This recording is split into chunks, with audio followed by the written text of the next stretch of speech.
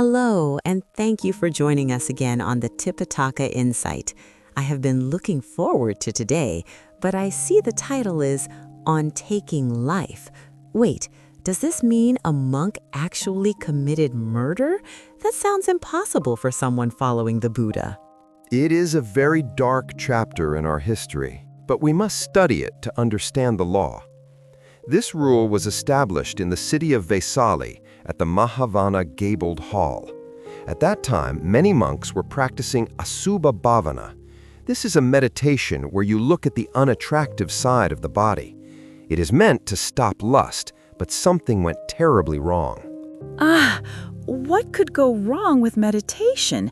Isn't it supposed to make you calm and happy?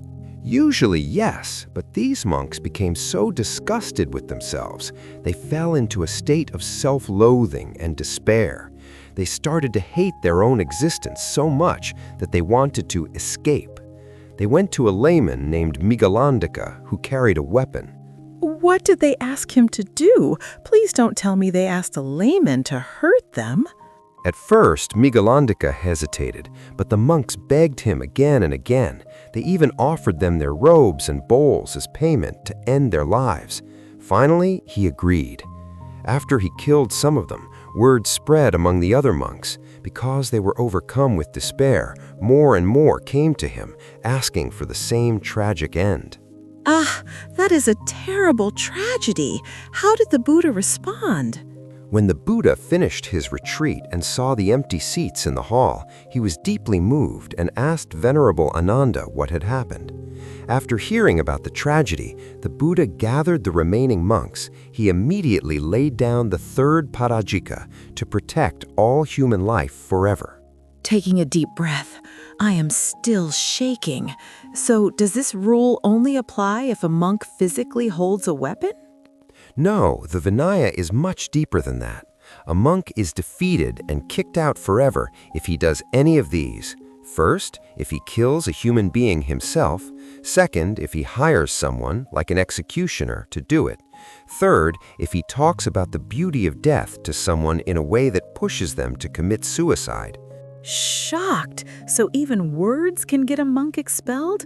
If a monk tells a suffering person, death is a relief, is that a crime?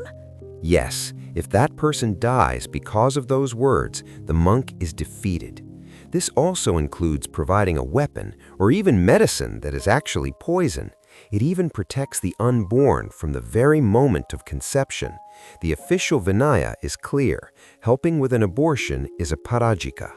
Nervously. That is so strict.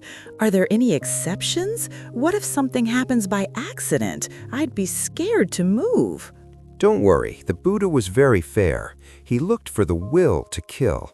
The official records list 4 specific times when it is not a defeat. First, an accident. If a monk is fixing a roof and drops a brick and it hits someone by mistake, he is not guilty because he had no plan to hurt them. Second, unknowing. If he gives someone a seat to be kind, but the person is so weak they die from the movement, he is not guilty. Third, medical help. If he gives medicine to save someone's life, but the person dies anyway, the monk is safe because his intent was to heal. And fourth, mental illness. If a monk has lost his mind, he cannot form the will to kill, so he is not held legally responsible. Nodding slowly. Okay, I feel much better knowing there is fairness.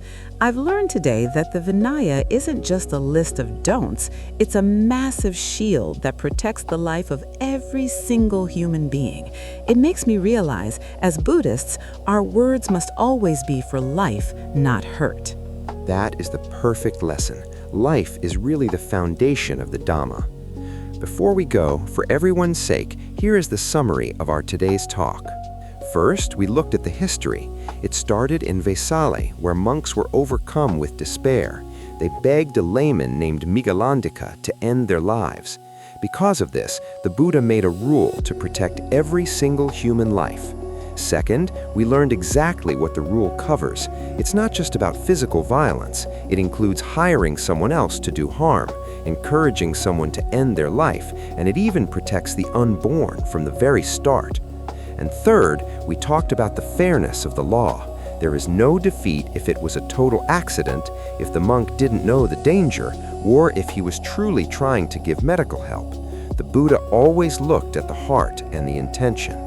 With a sigh of relief, thank you for that. I've learned so much today. It's not just a rule for monks, it's a reminder for all of us to value life and use our words to heal, not to hurt.